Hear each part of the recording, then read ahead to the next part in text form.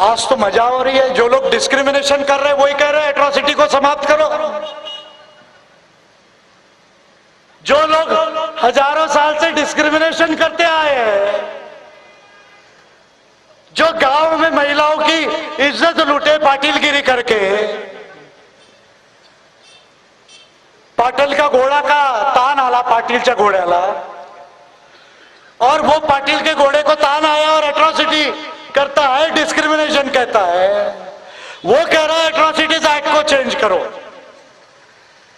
एक क्रिमिनल कह रहे हैं कि ये पुलिस के वजह से, कोर्ट के वजह से मुझे क्राइम करने को नहीं मिल रहा है, पुलिस को हटाओ, कोर्ट को हटाओ, मुझे ओपनली कास्ट डिस्क्रिमिनेशन करने दो।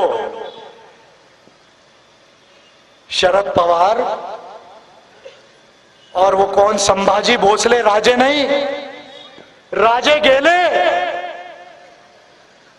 आर्टिकल 18 ने राजा महाराजाओं को खत्म कर दिया, इसलिए संभाजी भोसले,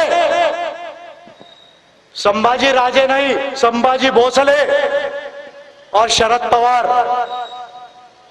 अच्छे से सुन लो। अभी तुमने 20-20 लाख के क्या निकालना था निकाल लिया, बहुत ड्रामा हो गया, ओपन थिएटर में बिना टिकट के सबने पिक्चर देख लिया।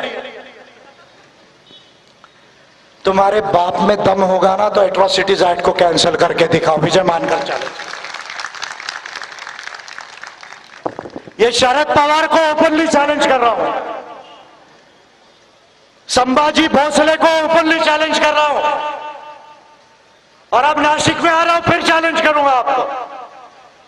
तुम्हारे अंदर अगर दम होगा तो एट्रॉसिटीज एक्ट को तुम कैंसिल करके दिखाओ, विजय मानकर एक तरफ और पूरे के पूरे जो एट्रॉसिटी को कैंसिल करने वाले लोग हैं वो एक तरफ। मुझे क्रॉस करके जाना पड़ेगा। अब आप ये मत पूछो कि मैं एक भी मोर्चा निकाले बगैर कैसे बचाऊंगा। बाबा साहब ने मोर्चों से आंदोलन नहीं लाया, इंटेलिजेंस से आंदोलन लाया।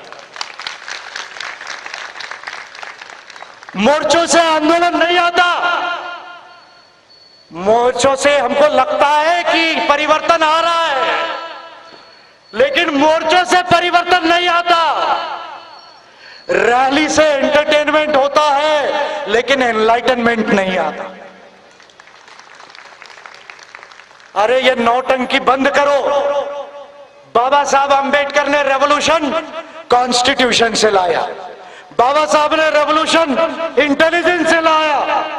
आप कलम छोड़ के बैंड बाजा हाथ में मत पकड़ो। अब यहां शिवाजी महाराज के तलवार से परिवर्तन नहीं आएगा, बाबा साहब अंबेडकर के कलम से रेवोल्यूशन। तो इसलिए